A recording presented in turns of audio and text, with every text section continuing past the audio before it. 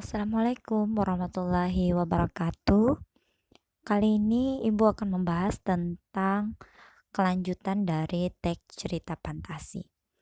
Nah, untuk materi kali ini yaitu tentang menentukan unsur intrinsik cerita. Kalau kita mengingat tentang pembelajaran jarak jauh sebelumnya, Ibu telah membuat PPT tentang apa sih ciri-ciri teks cerita, khususnya cerita fantasi yang telah kita ulas sebelumnya. Kalau kita ingat-ingat lagi, kalau cerita fantasi itu ciri-cirinya yang pertama adanya keunikan dari segi cerita, yang kedua menunjukkan adanya daya hayal atau imajinasi penulis, tidak terbatas oleh waktu, dan lain sebagainya. Nah, kali ini kita masuk lagi ke dalam tema cerita, yaitu unsur intrinsik cerita.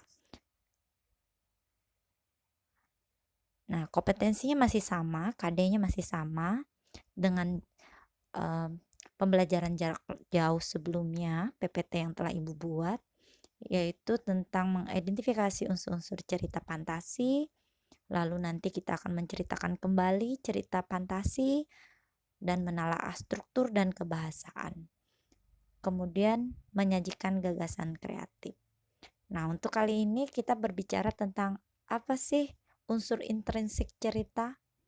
Mungkin kalian waktu di sekolah sebelumnya telah belajar tentang uh, unsur-unsur cerita. Nah, unsur cerita itu kita lihat di sini yang perlu dipahami itu ada dua ya. Yang pertama unsur intrinsik dan yang kedua unsur ekstrinsik. Yang akan kita bahas yaitu unsur intrinsik. Nah, unsur intrinsik ini apa? Unsur intrinsik cerita adalah unsur atau bagian di dalam teks yang membentuk sebuah cerita sehingga dapat dinikmati oleh pembacanya. Jadi kalau ada kata in berarti di dalam. Nah, itu perlu di catatan penting. Lalu kalau unsur ekstrinsik berarti kebalikannya. X itu di luar. Nah, apa sih selain di dalam cerita itu ada unsur-unsur pembangunnya, di luar juga ada unsur-unsur yang mempengaruhi. Kalau di sini kita singgung sedikit tentang unsur ekstrinsik itu tentang latar budaya, sosial, politik, dan lingkungan sekitar yang mempengaruhi terciptanya cerita. Misalnya ketika kita membaca novel tentang judulnya Intingan dan Dayuhan misalnya. Oh, bukan novel, cerita rakyat tentang intingan dan dayuhan. Maka budaya yang melatar belakanginya adalah budaya Banjar, Dayak, khas-khas Kalimantan. Nah, cukup sampai di situ untuk pembahasan ekstrinsik. Kita kembali lagi ke pembahasan tema kita yaitu unsur intrinsik, unsur pembangun di dalam sebuah cerita. Nah, kalau kita perhatikan bagan yang sudah Ibu skemakan peta konsepnya, tadi sudah dijelaskan unsur pembangun cerita itu ada dua ya, intrinsik dan ekstrinsik. Kita masuk ke pembahasan intrinsik supaya kita lebih ingat, lebih mudah ingat, Ibu membuat singkatan yaitu Toko Alat Dul Masugayam. Toko Alat Dul Masugayam ini adalah beberapa poin tentang unsur intrinsik dari sebuah cerita. Nah, tokoh ya, tokoh ini artinya adalah pemeran dalam sebuah cerita. Tokoh ini juga sering disebut dengan penokohan. Misalnya penokohannya itu ada yang antagonis, protagonis, dan lain sebagainya. Nah, lalu ada pula tokoh ini juga disebut perwatakan. Nah, kalau dibilang perwatakan, maka yang disebut tokoh, penokohan, dan perwatakan, misalnya tokohnya tokoh baik, maka wataknya misalnya bijaksana, ramah. Nah, itu watak. Watak ini lebih kepada karakter sifat. Nah, lalu Yang kedua itu tentang alur atau disebut juga plot. Nah, alur ini kalau kita ingat lagu lagu Syahrini, maju mundur, campur, bukan cantik ya, maju mundur, campuran. Nah, jadi kalau alur maju, maka ceritanya itu biasanya dimulai dari si tokoh ini lahir sampai dia eh, apa tumbuh berkembang menjadi anak-anak dewasa, bahkan ada yang sampai tokoh itu eh, meninggal. Nah, jadi alurnya maju terus dari waktu ke waktu alurnya maju. Tapi kalau yang mundur itu sebaliknya. Misalnya dia bercerita ketika dia sudah tua, dia menceritakan masa lalunya. Nah, itu dia alurnya mundur. Nah, sekarang kalau alur campuran seperti apa? Alur campuran ini adalah kombinasi antara alur maju dan alur mundur. Jadi kadang kalau kita membaca cerita itu, ketika kita membaca, dia itu kadang bercerita tentang masa lalunya, tapi dia juga menceritakan tentang alur ke depannya. Jadi campuran dari kedua alur. Setelah alur, ada juga unsur intrinsik tentang latar setting atau ya latar atau setting.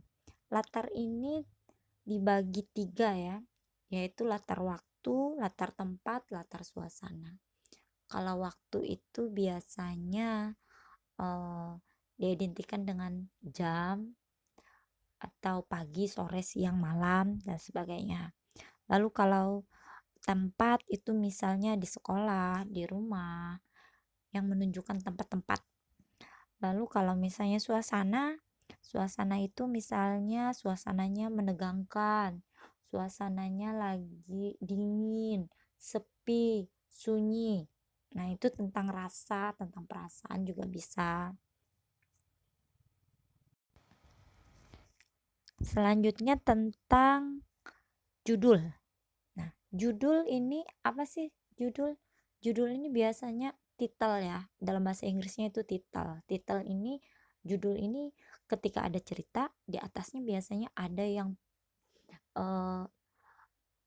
yang satu kalimat misalnya itu judul judul. Kita udah tahu kalau ada cerita pasti atasnya ada judul biasanya. Nah, lalu kalau tema lagi. Tema tema ini gagasan dalam sebuah cerita.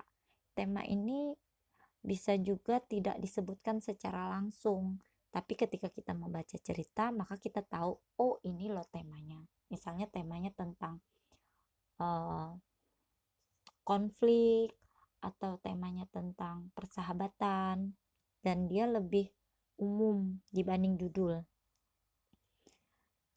Selanjutnya, unsur intrinsiknya yaitu sudut pandang. Nah, sudut pandang ini kadang sedikit membingungkan.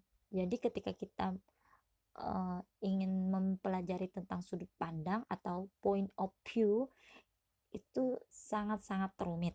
Namun di sini Ibu klasifikasikan dalam dua jenis sudut pandang yang biasa, yang umumnya digunakan oleh para pengarang yaitu sudut pandang orang pertama dan sudut pandang orang ketiga. Caranya cukup mudah untuk menentukannya. Ketika kita membaca sebuah cerita, ketika di dalam cerita itu atau tulisan itu kita membaca kata-kata ganti seperti aku, saya, sehingga ketika kita membaca cerita tersebut kita seakan-akan menjadi tokoh di dalam cerita itu. Maka itu pengarang menggunakan sudut pandang orang pertama. Nah, sedangkan kalau sudut pandang orang ketiga ini ketika kita membaca novel, kita itu seakan menjadi orang yang serba tahu. Jadi pengarangnya itu menunjukkan novelnya itu misalnya dengan kata ganti dia atau nama-nama tokoh. Jadi ketika kita membaca, kita itu tidak terlibat di dalamnya, tapi kita sebagai orang yang serba tahu. Misalnya, oh dia seperti ini, seperti ini. Jadi kita tidak terlibat langsung. Selanjutnya unsurnya yaitu tentang gaya bahasa. Nah, gaya bahasa di sini ada diksi, citraan, pola kalimat. Dan yang terakhir itu amanat. Nah, di sini kembali dijelaskan lagi tentang tokoh tadi. Di sini Ibu rangkumkan lagi supaya lebih jelas ketika kalian membaca slide PPT Ibu, maka kalian akan bisa menemukan materi-materi tambahannya. Tokoh, nah itu tadi tokoh ada 4 ya tambahannya, yaitu protagonis, antagonis, tirtagonis, figuran. Jadi kalau protagonis itu tokoh baik, kalau antagonis ini tokoh yang berlawanan dengan tokoh baik atau biasa disebut jahat. Kalau tritagonis ini tokoh penengah antara protagonis dan antagonis. Tokoh ini biasanya memiliki sifat yang arif dan bijaksana. Selain itu juga ada tokoh figuran. Tokoh figuran itu tokoh pendukungnya saja, tidak terlalu penting di dalam cerita. Nah, kalau alur di sini dijelaskan ada alur. Diagram alur itu sendiri kalau kita lihat seperti gunung. Jadi di awal itu dia pengenalan dulu atau disebut juga orientasi, lalu naik ke atas sedikit, mengungkapkan masalah, itu mulai misalnya dijelaskan di dalam cerita itu dia punya masalah apa aja, lalu menuju konflik itu ada permasalahan apa yang tiba-tiba menimbulkan konflik puncak atau permasalahan yang puncak, tapi setelah puncak itu dia diagramnya akan menurun kepada resolusi atau penyelesaian. Biasanya ketika kita membaca cerita itu sudah terlihat tuh dari awal kalau dia mengenalkan tokoh-tokohnya dulu, permasalahannya dulu, baru puncak masalah, setelah itu ada penyelesaian dari masalah. Nah, terkait latar tadi Ibu rasa sudah jelas latar tempat, waktu, suasana. Nah, di sini juga latar ini fungsinya untuk memberikan persepsi atau pandangan konkret pada sebuah cerita. Jadi latar ini biasanya dikemas dengan sangat apik oleh penulis. Seperti awal cerita misalnya di sudut kelas ada seorang anak berbaju putih abu-abu sedang memakai tas ranselnya dengan muka yang kebingungan. Nah, itu sudah masuk tuh alur latar kelas, latar suasana. Nah, itu masuk semuanya. Jadi kadang ketika kita membaca cerita, kita itu seolah-olah membayangkan, oh, ketika dia bercerita tentang pantai, maka suasana yang tergambar latarnya adalah latar pantai. Tidak mungkin dia menjelaskan tentang suasana gunung misalnya. Ketika dia berbicara tentang pantai, maka latarnya juga tentang pantai.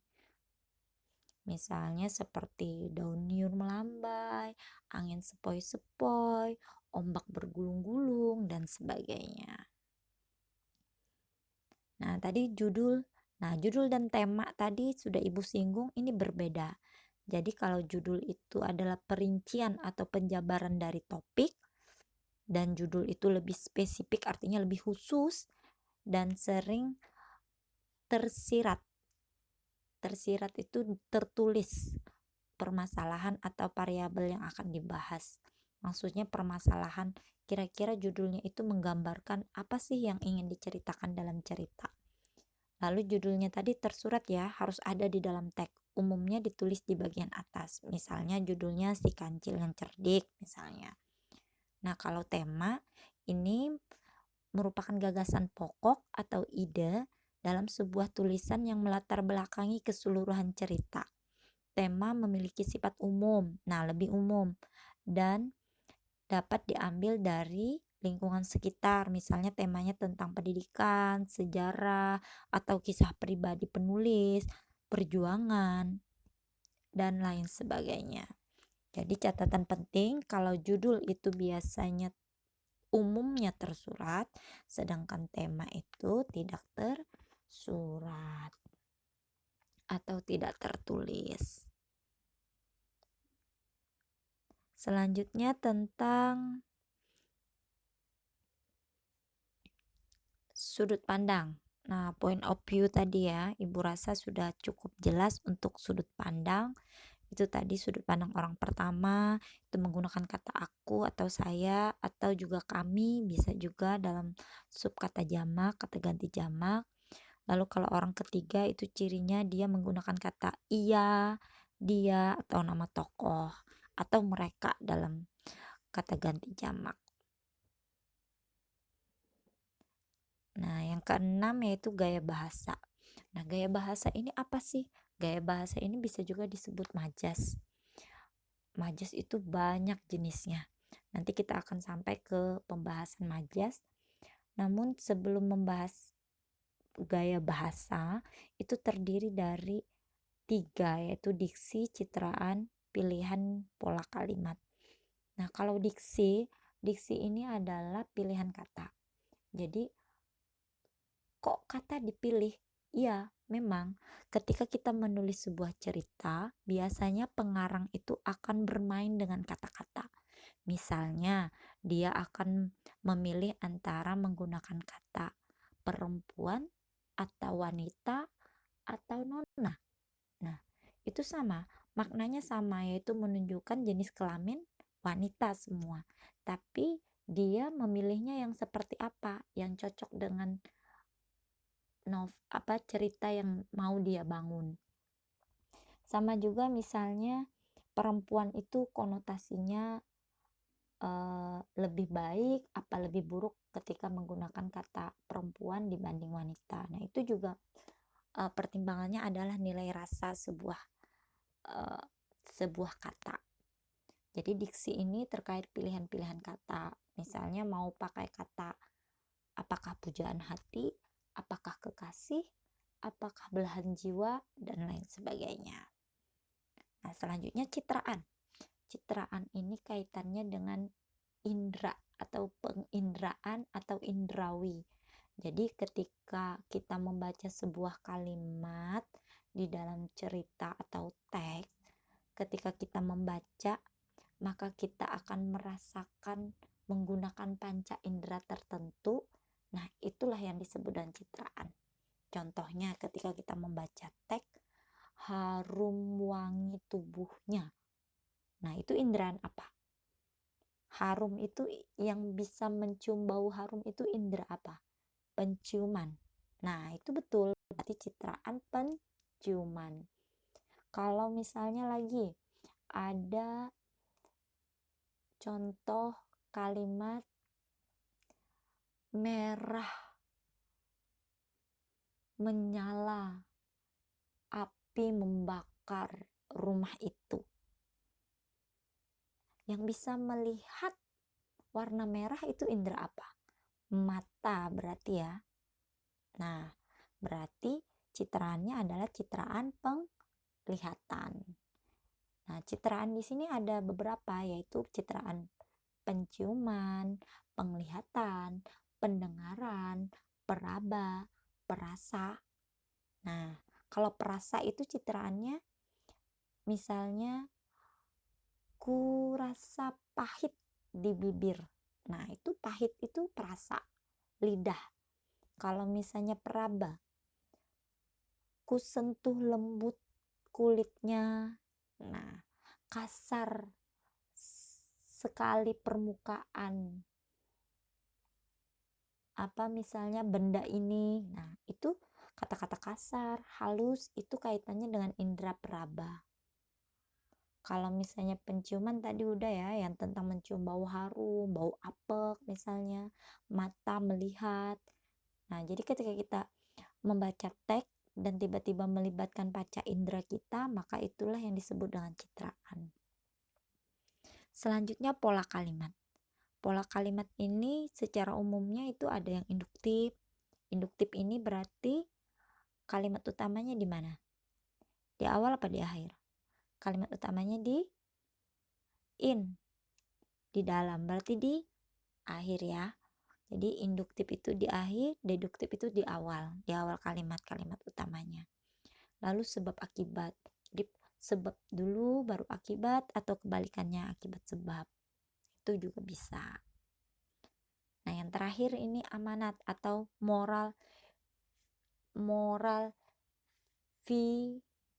apa ya disebutnya nih? Flu ya.